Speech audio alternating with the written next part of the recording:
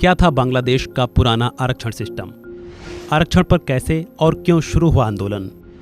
1971 के मुक्ति युद्ध से कैसा है खास कनेक्शन? 5 अगस्त 2024 वो तारीख जब बांग्लादेश के प्रधानमंत्री को अपनी कुर्सी छोड़ भारत भागना पड़ा। ये तारीख इतिहास के पन्नों में दर्ज हो गई। आरक्षण को लेकर बांग्लादेश में सुलगी आग ने हसीना को देश छोड़ने पर मजबूर कर दिया। लेकिन क्या था आखिर वह सिस्टम जिसको लेकर इतना बवाल मचा, जिसने हसीना सरकार को इस्तीफा देने तक पर मजबूर कर दिया? इस वीडियो में बात करेंगे इन्हीं सब चीज़ों की। दरअसल इसके तार जुड़ते हैं 1971 में हुए मुक्ति संग्राम से, जब बांग्लादेश ने पाकिस्तान से खुद को आज़ाद करने के लिए युद्ध लड़ा।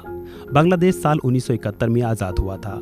बांग्लादेशी अखबार द डेली स्टार की एक रिपोर्ट में कहा गया है कि इसी साल से वहां पर 80% कोटा सिस्टम को लागू किया गया।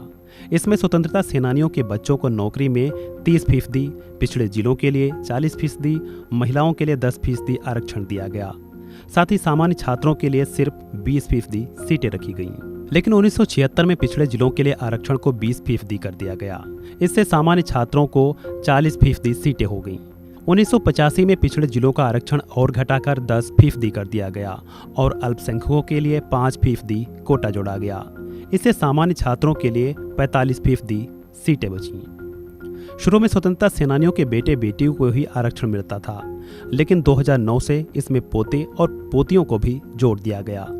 इसके अलावा 2012 में विकलांग छात्रों के लिए भी 1% कोटा जोड़ा गया, जिसके चलते आरक्षण की सीमा 56% तक हो गई। साल 2018 में 4 महीने तक छात्रों के भारी विरोध प्रदर्शन के बाद हसीना सरकार ने कोटा सिस्टम खत्म कर दिया था। लेकिन साल 2024 में 5 जून को हाईकोर्ट ने सरकार को फिर से आरक्षण लागू करने का आदेश दिया। हाईकोर्ट ने कहा कि 2018 से पहले जैसे आरक्षण मिलता था उसे फिर से उसी तरह बहाल किया जाए। हसीना सरकार ने हाईकोर्ट के इस फैसले के खिलाफ सुप्रीम कोर्ट का रुख किया, जिस पर सुनवाई करते हुए 21 जुलाई 2024 को सुप्रीम कोर्ट ने फैसला दिया। सुप्रीम कोर्ट ने सरकारी नौकरियों में 56% आरक्षण देने के आदेश को पलट दिया।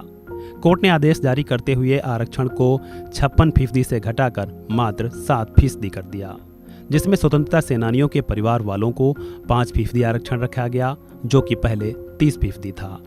बाकी 2% में एथनिक मिनॉरिटी, ट्रांसजेंडर और दिव्यांग को शामिल किया गया। सुप्रीम कोर्ट ने कहा कि 93% नौकरियां मेरिट के आधार पर मिलेंगी। कोर्ट के इस फैसले के बाद कहा जा रहा था कि आरक्षण को लेकर शुरू हुआ बवाल खत्म हो जाएगा, लेकिन ऐसा नहीं हुआ। यह आंदोलन हसीना के इस्तीफे की मांग तक पहुंच गया। फिलहाल इस वीडियो में इतना ही। खबरों से जुड़े अन्य अपडेट्स के लिए जुड़े रहें वन इंडिया के साथ।